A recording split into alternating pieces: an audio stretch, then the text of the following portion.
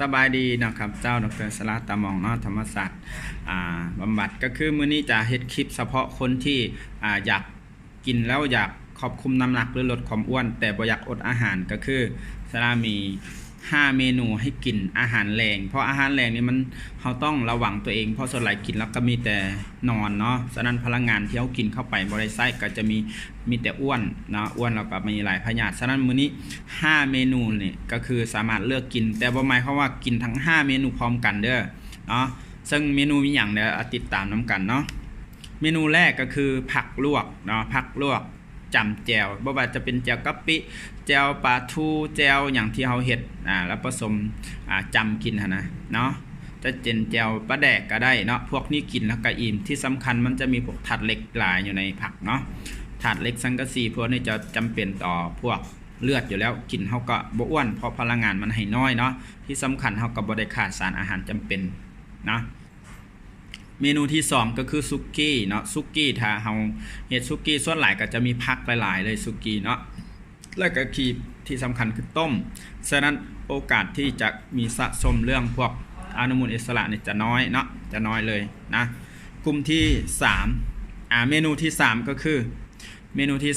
อเป็นวุ้นเส้นก็คือแบบเป็นพวกเพิ่นว่าสลัดวุ้นเส้นนะส้มๆที่แบบคน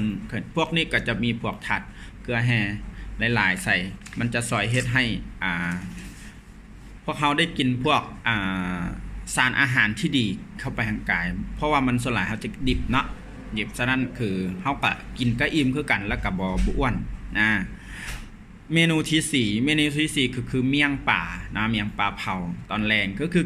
พวกนี้ก็กินกระบวนพลังงานน้อยแล้วก็บ่ขาดพลังงานบ่ขาดสารอาหารพวกโปรตีนเพราะว่าปลามันก็เป็นโปรตีนและที่สำคัญกินเมี่ยงเนาะส่วนหลายคนลาวเขาก็จะมีผักบักอะไรบ่ว่าจะผักนางเลิศผักอีหยังต่างๆเนี่ยมันก็จะได้รับสารอาหารสดโดยเฉพาะเอนไซม์ที่มาจากพืชสีเขียวนะกลุ่มที่5คือสลัดเนาะสลัดแต่กลุ่มที่5เนี่ยคือหลายคนเฮ็ดสลัดกับผิดเนาะก็ใส่หวานหลายเกินไปนี่บ่ดีเนาะเฮาต้องเฮ็ดสลัดแบบธรรมชาติอย่างเช่นมักหนาวเนาะบ่ต้องใส่แบบบางคนใส่น้ำส้มใส่สูบบ่ได้เนาะใส่มักนาวหรือว่าใส่พวกที่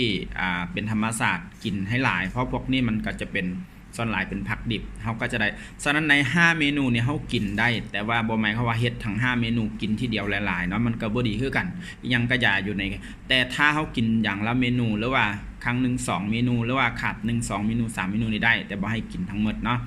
รับรองถ้าผู้ใดกินตามที่นี่คือบ่มีอ้วนเนาะสำหรับคลิปนี้ก็ขอบใจสำหรับ